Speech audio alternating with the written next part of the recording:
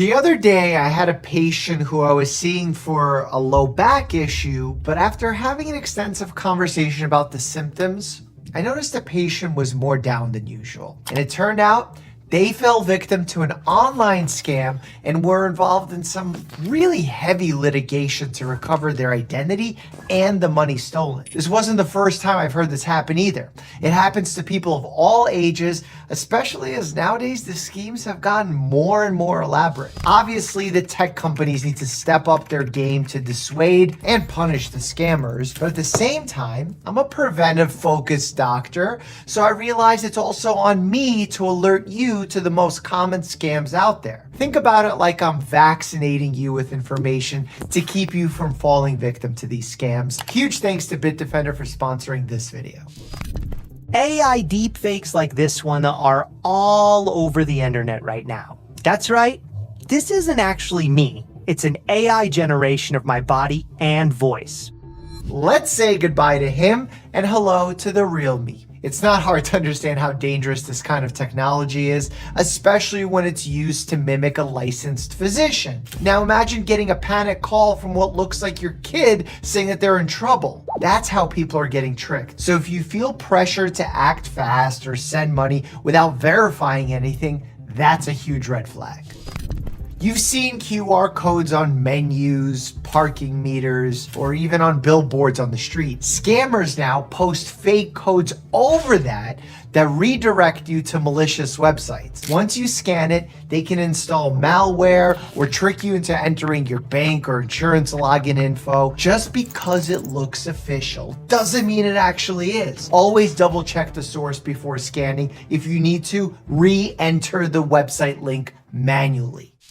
Children being blackmailed online. This one is heartbreaking. We hosted the FBI on the Checkup podcast where they warned about these huge blackmail scams where kids are tricked into sharing private photos or videos, then demanding money or more and more content. These scammers are truly scummy because at times they pretend to be another teen, gain trust, then flip it into extortion. Parents, please talk to your kids early. They need to know that this isn't their fault and they should tell you immediately.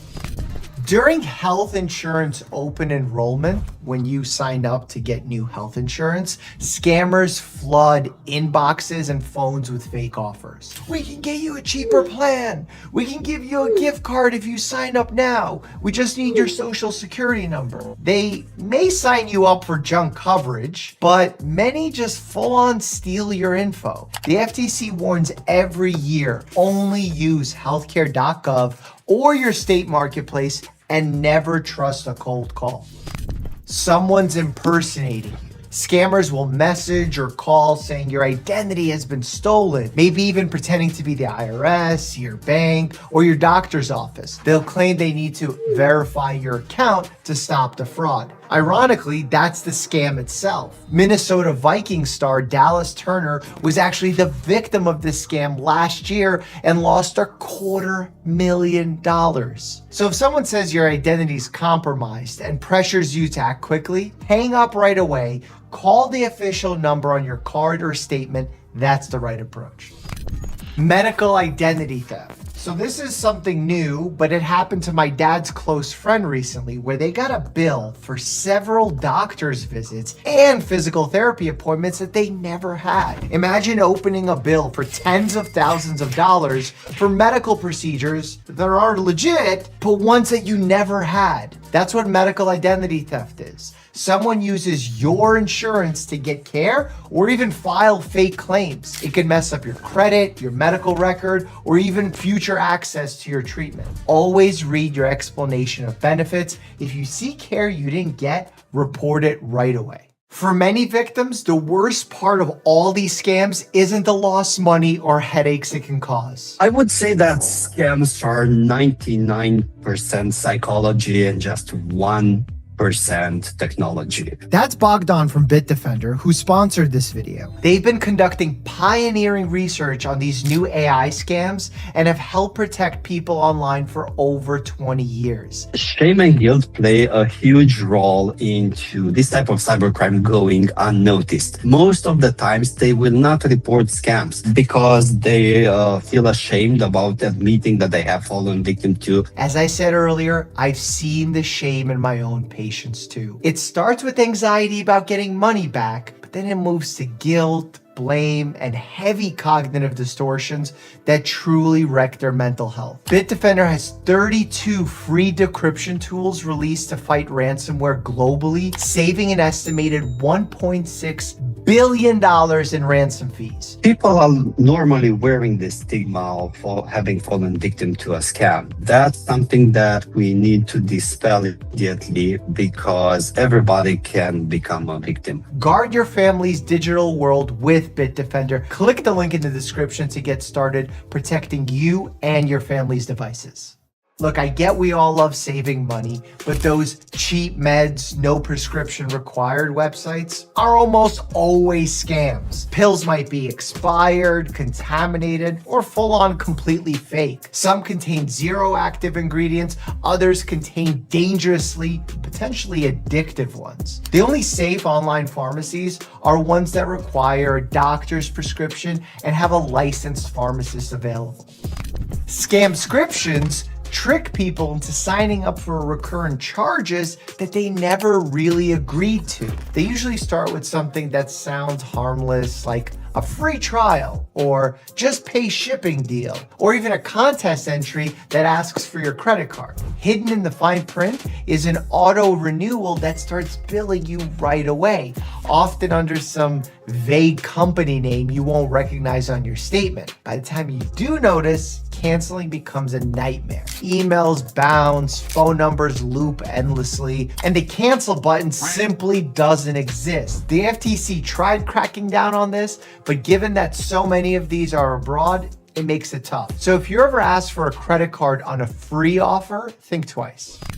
Look, you might already know that I'm not a huge fan of hyper health tracking, as there are legit medical health harms that come from over tracking, especially when it's not perfectly accurate or legitimately actionable. But you should also worry that some of these free health apps might be actually selling your sleep data, heart rate, or location to data brokers. This information can be used to target ads or even influence what kind of insurance offers you get. Now, there are laws against this for health insurance, but other types of insurance, that's fair game. So always read the privacy policy and stick to the trusted brands. If an app asks for way more permissions than it needs, that's a bad sign.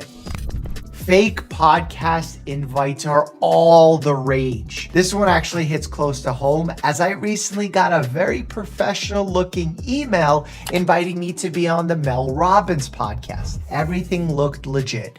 Logos, signatures, even past guest names. I even went the extra steps, hopped on the call with the scammer to figure out what the scam actually was. Turned out they were going to execute a pig butchering scheme. I'm the pig, where they send money to my account. It shows up as pending. Then they say, oh, so sorry, it was the wrong amount. Can you please send back some part of it? Once I do, their original transaction cancels and bounces. These scams target doctors, small business owners, and creators, basically anyone flattered by their recognition. Remember, real podcast invitations are not that shady. So let me hook you up with 5 preventive steps that I think everyone should take. 1, pause before you click or send money. Scams rely on urgency because when you're acting urgently, it's likely you're not checking. Oh, and you know how they say don't click on links you don't know? That's true, but we should expand that to attachments that you don't know, even PDFs. Second, verify directly. Hang up on those cold callers. Call the number on your insurance, bank card, pharmacy, never the one in the suspicious message, even if it's hyperlinked and looks correct, as it can be manipulated. 3, use strong passwords and 2-factor authorization, especially for email, health portals, banking apps. Oh, and for your phone. 4, monitor your accounts, review bank statements, insurance explanation of benefits, and credit reports regularly, even if it is a pain. And 5, this is the most important, talk openly about this with your family. Warn kids, parents, grandparents. Scams hit all ages, and a quick conversation could prevent a full-on disaster. Which of these scams have you or someone you know run into? Drop it down below in the comments. I'm curious because I want to see how common these are. And remember, if something online feels off, it probably is. The biggest healthcare scams in American history actually just happened this last year. Click here to learn about that story. And as always, stay happy and healthy.